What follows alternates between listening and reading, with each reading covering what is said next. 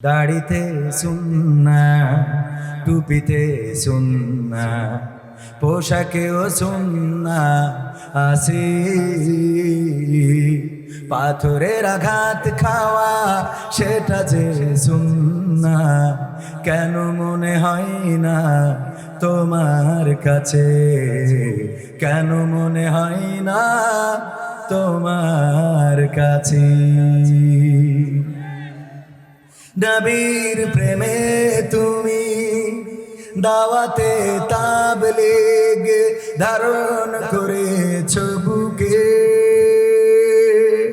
সেই তুমি আজ কেন জুলুমের প্রতিবাদে আওয়াজ তোলো না মুখে?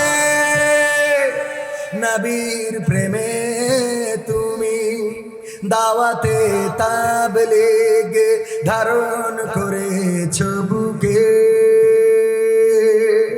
সেই তুমি আজ কেন জুলুমের প্রতিবাদে আওয়াজ তোলো না মুখে?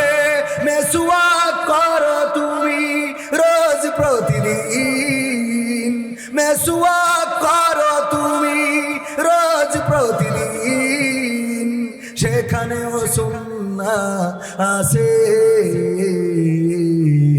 পাথরের আঘাত খাওয়া, মাঝে মাঝে জেলে যাওয়া, সেটা যে সুন্নাহ, কেন মনে হয় না তোমার কাছে? কেন মনে হয় না তোমার কাছে?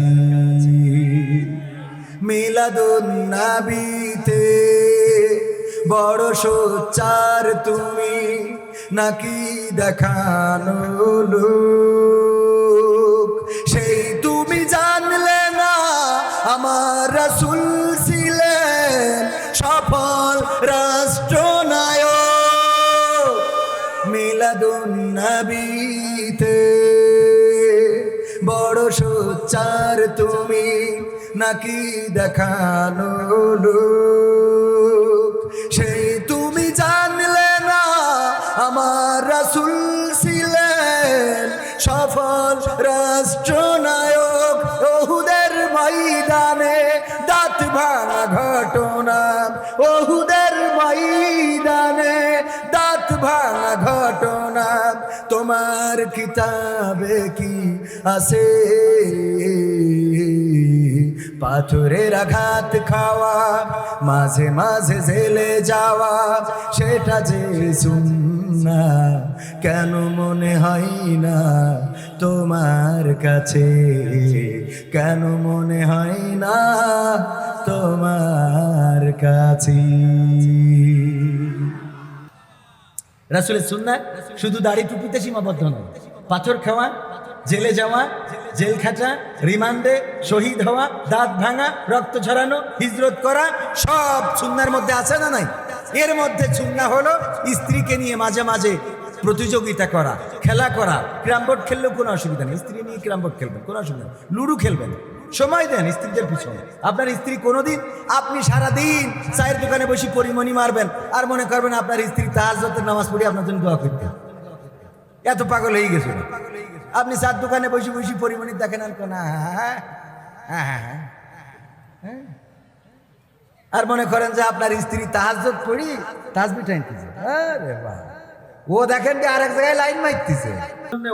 রাসূল সাল্লাল্লাহু আলাইহি সাল্লামের আদর্শের মধ্যে শিক্ষা আছে না?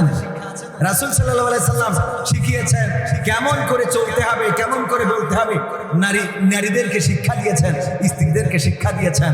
আমাদের পুরুষরা রাসূল সাল্লাল্লাহু আলাইহি সাল্লামের আদর্শকে যদি ধারণ করতো, তাহলে পরকীয়ার সংখ্যা কমে যেত না, যেত না। কারণ কি? পরকীয়া করে কিসের জন্য? স্বামী থেকে ভালো ডেলিভারি পায় না, তাই মানে কি ডেলিভারি? এটা তো আগের তে হাসলি তো আর হচ্ছে না। মাঝে মাঝে গদ খালি যাইতে চায়, বউয়েরা চায় না, মানে নারীরা চায় না, চায় না একটু গদ খালি যাবে, ওই যে ফুল আছে মাথার পরে দেবে, মোটরসাইকেলে একটু ফুরফুরি বাতাসে ঘুরে বেড়াবে। না আপনাদের তো বিয়ে করাবো, ওইটা তো নিতে মন চায় না, মনে হয় বান্ধবীর নিয়ে যায়। ঠিক না বেঠিক? তো এই জন্যে ওনারাও দেখে, আমরাও বন্ধুর সাথে তাহলে একটু মেরিয়ে আসি। রাসূল সাল্লাল্লাহু আলাইহি সাল্লাম স্ত্রীদেরকে সাথে নিতেন, শুধু সাথে নিতেন, চাঁদনি রাতে রাসূল সাল্লাল্লাহু আলাইহি সাল্লাম আম্মা আয়েশা রাদিয়াল্লাহু তাআলা আনহাকে বললেন, চলো তো একটু দৌড় প্রতিযোগিতা করি, দেখা যাক কে জেতে কে হারে। এখন তো রাস্তায় দৌড়ানোর কায়দা নাই, মানুষজনও বেশি, পথঘাটে লাইটিং মাইটিং নানান সমস্যা, মরুভূমির মতো তো আর ফাঁকা পাবেন না, এই জন্য র্যাকেট খেলতে পারেন। শীতকাল আসছে, এক পাশে স্ত্রী এক পাশে, তবে বাড়িটা অবশ্যই যেন এরকম হয় যে মোটামুটি, আমরা এখন শয়তানেরও তো অভাব নেই, শয়তানরা ওই যে মেয়েরা যেখানে কাপড় ড্রেস চেঞ্জ করে পরে ওখানেও ক্যামেরা লাগাবে, কি যে এক জামানা পড়েছে। এজন্য যে একটু র্যাকেট খেলবে, এর জন্য ভালো ইনডোর থাকলে ভালো হয়, যদি ভালো পর্দা পুশিদা আকিদা থাকে পাশি দিয়া খুব ভালো, সেখানে শীতকালে স্বামী স্ত্রী র্যাকেট খেলতে, এটা দরকার, রাসূলের সুন্নাহ। এটা কি রাসূলের সুন্নাহ, দৌড় প্রতিযোগিতা রাসূলের সুন্নাহ। সরাসরি আমরা সুন্নাহ মনে করি, খাওয়ার শেষে মিষ্টি খাবো, দাড়ি রাখবো লম্বা করে, জুব্বা পরবো, টুপি মাথায় দেবো, আমার মসজিদের তাসবিহ পড়বো, এইগুলো সুন্নাহ, এগুলো শুধু সুন্নাহ।